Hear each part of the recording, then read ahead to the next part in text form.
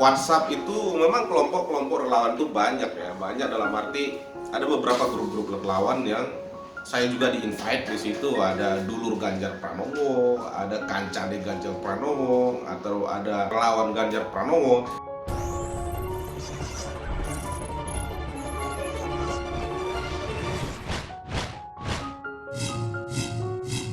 Halo, selamat datang kembali di channel Satrio Bushido Library. Kali ini kita mau membahas salah satu tokoh populis yang lain di luar dari Kang Deddy Mulyadi yang hari ini lagi viral di media sosial ya. Siapa dia? Mungkin Anda bisa lihat dada saya. Tapi ini perbincangan saya dengan teman saya, jadi saya rangkum semacam dialog pendapat saya tentang situasi terkini terhadap salah satu tokoh yang ada dalam baju saya. Jadi gini Bang ya, kemarin kan Abang sempat ngupload ya video tentang tokoh populis seorang Deddy Mulyadi. Selain Deddy Mulyadi, Ganjar Pranowo adalah salah satu tokoh populis juga. Kira-kira apa pendapat Anda tentang pemberitaan Ganjar Pranowo akhir-akhir ini? Memang banyak tokoh populis yang menurut saya itu ya memang harus kita promote ya dalam channel-channel YouTube kah atau dalam sosial media. Nah, pertanyaan ini saya mau to the point. Apa pendapat saya tentang hari ini situasi atau berita yang ramai tentang Ganjar Pranowo? Menurut saya ini tidak lepas dari hiruk-pikuk perhelatan politik di 2024. Terlepas siapa yang punya kepentingan dan apa tujuannya, tapi ya memang sekarang partai-partai lagi sibuk nyiapin diri untuk menghadapi pemilu 2024. Apalagi pasca nanti Presiden Jokowi sudah tidak bisa mencalonkan lagi. Nah, siapa orangnya dan tokoh dari partai mana, ya semua itu akan kembali kepada situasi politik sekarang. Apa sih penyebab Ganjar Pranowo sampai ada kesan seperti dimusuhi oleh elit-elit Partai Demokrasi Indonesia Perjuangan sendiri gitu, khususnya di acara kemarin ya yang Ibu Puan Maharani hadir saat itu? Ya kalau menurut saya sih sebenarnya itu ya soal politik lah.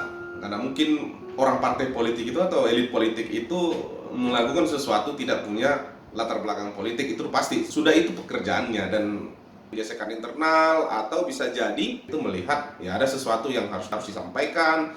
Tapi bagi saya, kalau misalkan itu memusuhi, itu sama saja dengan menggerakkan atau menguji sejauh mana relawan Ganjar Pranowo itu sebenarnya yang memang ya nggak bisa dipungkiri. Terlepas apakah mereka itu berkoordinasi atau tidak, tapi memang ada grup-grup itu, baik itu di Facebook, di WhatsApp group. Nah, ini yang perlu dibuktikan, benar nggak nih grup-grup ini, relawan-relawan ini gitu loh. Atau jangan-jangan ini hanya ada di medsos dan hanya ada di grup-grup WhatsApp yang justru ya cuman hora-hori aja gitu. Jadi menurut Abang, apa sih untungnya bagi PDIP jika memusuhi Ganjar Pranowo? Padahal kan seperti kita ketahui, Ganjar Pranowo ini di beberapa survei, lembaga survei, Ganjar Pranowo ini termasuk di 3 besar kalau nggak salah, masih di bawah Prabowo dan Anies Baswedan ya. Kalau untungnya bagi partai, ya terlepasnya itu partai PDIP atau partai apapun, menurut saya ya nggak ada untungnya memusuhi kadernya sendiri. Di mana-mana ya nggak ada untungnya lah memusuhi kader sendiri. Justru yang terjadi kerugian bagi partai itu sendiri. Kenapa saya bilang kerugian kepada partai sendiri? Akan terjadi konflik internal yang bisa mendorong penilaian masyarakat ada sesuatu yang tidak benar dalam partai itu sendiri. Ya, kalau berkesan memusuhi, itu sama saja dengan membangun opini liar atau bisa jadi membangun opini dari lawan politik yang berkesan memecah belah pada akhirnya gitu. Nah, jadi nggak ada untungnya bagi partai menurut saya. Meskipun saya bukan orang PDIP, meskipun saya bukan orang partai, tapi menurut saya ya partai atau elit dalam partai memusuhi sesama mereka ya nggak ada gunanya. Itu menurut saya ya, pendapat saya. Sebaliknya nih, dengan dimusuhi oleh elit partai dalam tanda kutip ya, elit partai PDIP ke Ganjar Pranowo, apa sih kerugian bagi seorang Ganjar Pranowo? nggak ada kerugian bagi Ganjar Pranowo secara elektabilitas ya, nggak ada kerugian. Tapi ya kalau secara keanggotaan saya nggak tahu mekanisme apa yang berlaku di partai itu gitu. Nah tapi kalau misalkan beberapa elit memusuhi kadernya sendiri, dan menurut saya itu ya Ganjar Pranowo itu nggak rugi. Apa yang dirugikan? Justru yang muncul malah apabila Ganjar dihajar, maka relawannya makin berkibar. Sebab apa? Sebab simpati akan muncul, kemudian orang akan merasa ya orang baik bekerja, atau dia menjadi kepala daerah dan mengerjakan pekerjaannya misalkan. Soal maksimal atau tidak kan indikatornya ada. Nah, tapi itu kan memunculkan simpati dari masyarakat luas bahwa ini orang nih, seperti misalkan pertemuan yang ramai dibicarakan itu bahwasanya seluruh kader diundang, seluruh kepala daerah diundang, tetapi hanya khusus gubernur Ganjar atau khusus gubernur di Provinsi Jawa Tengah itu nggak diundang. Itu kan berkesannya itu kan mengucilkan. Tapi itu akan memancing simpati dan mendorong semakin berkibar relawan-relawan Ganjar Pranowo menurut saya itu. Dan bisa juga kemungkinan ini bagian dari strategi PDIP juga untuk mengukur benar nggak sih, ini real nggak sih ini basis dukungan terhadap Ganjar Pranowo. Itu artinya test case bahwa apabila ini tidak dijadikan salah satu alternatif atau dijadikan salah satu tiket untuk naik, apakah kuat relawan-relawannya di luar dari struktur partai. Ini kan bisa jadi mengukur kekuatan sejauh mana relawan-relawan yang selama ini ya berbicara di media sosial, yang selama ini ya rame di grup-grup WhatsApp, yang selama ini juga ya rame di pemberitaan-pemberitaan gitu.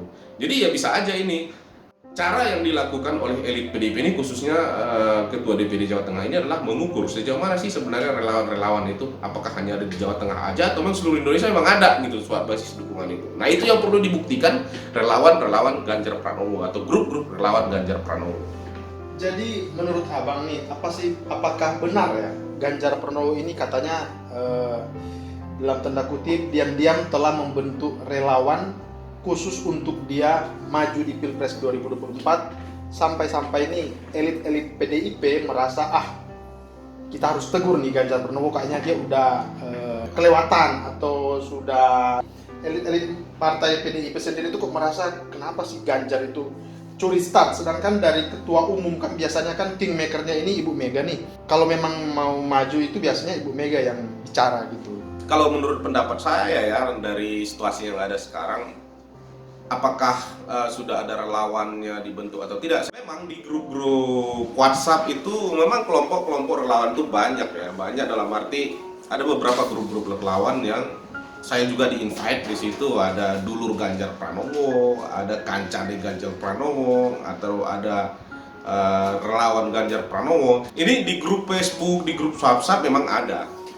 Tapi seperti apa koordinasinya? Menurut saya itu ya dalam bayangan saya itu memang hanya karena inisiatif-inisiatif orang yang bersimpati aja, mulai dari pemilihan gubernur, kemudian meningkat sampai sekarang mungkin orang punya ekspektasi pengen jadi presiden atau yang lain. Seperti saya misalkan pakai ini, saya nggak pernah ada koordinasi dengan tim-tim Ganjar, tidak pernah koordinasi dengan, tapi bagi saya ya ini orang yang bisa diandalkan untuk melakukan kepemimpinan ke depan gitu. Jadi kalau ditanya sudah dibentuk relawan apa segala macam ya itu subjektif lah. Tapi bagi saya nggak tahu apakah elit dari relawan-relawan yang sudah terbentuk secara struktural itu memang ada koordinasi atau tidak. Tapi yang jadi masalah kan kalau misalkan dipersoalkan ada relawannya dianggap terlalu maju. Seperti kalau kita berpedoman dengan pemberitaan-pemberitaan ya, seperti Puan Maharani juga ada gerakan Puan Maharani Nusantara atau GPMN juga pernah rame dibicarakan gitu.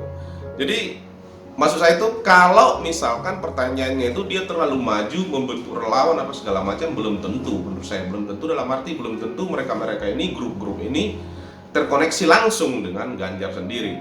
Tapi soal apapun menurut saya kalau memang grup-grup relawan ini memang benar-benar ada dan benar-benar real, maka mereka harus lebih berkibar dengan situasi yang ada sekarang. Terlepas ini, apakah konflik ini memang untuk mengukur sejauh mana basis dukungan terhadap Ganjar Pranowo oleh elit PDIP, atau memang ini murni karena konflik di internal yang selalu dikait-kaitkan antara persaingan Puan Maharani dengan Ganjar Pranowo yang akan berebut tiket dari PDIP di 2024. Terlepas soal dua penilaian ini atau soal dua asumsi ini, Yang pasti, kalau benar-benar relawan-relawan Ganjar Pranowo ini melihat ini peluang melanjutkan kepemimpinan Jokowi, maka mereka harus lebih berkibar. Jadi, Ganjar dihajar, relawan berkibar, mestinya harus begitu.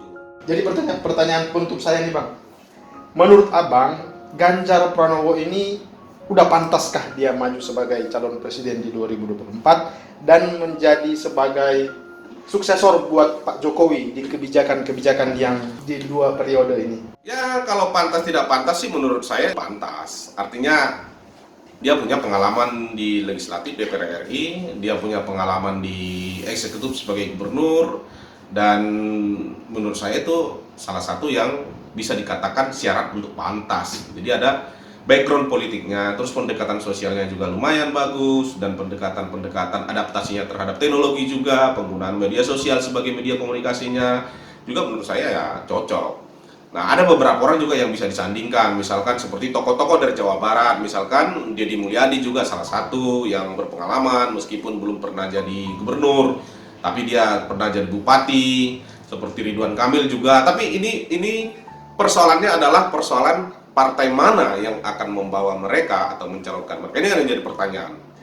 Terlepas partai mana, sebelum pertanyaan partai mana yang akan merekomendasikan mereka, tapi sejauh mana dukungan masyarakat yang termanifestasi dalam bentuk kantong-kantong relawan. Ini juga sebagai salah satu ukuran menurut saya untuk menyatakan seseorang itu pantas atau tepat untuk 2024 untuk menjadi pemimpin di Republik ini. Terima kasih telah menonton video ini. Dan video ini adalah opini saya dan pendapat saya. Bisa salah, bisa keliru, bisa benar, tergantung Anda menilai. Thank you, terima kasih. Sampai ketemu di video berikutnya. Terima kasih.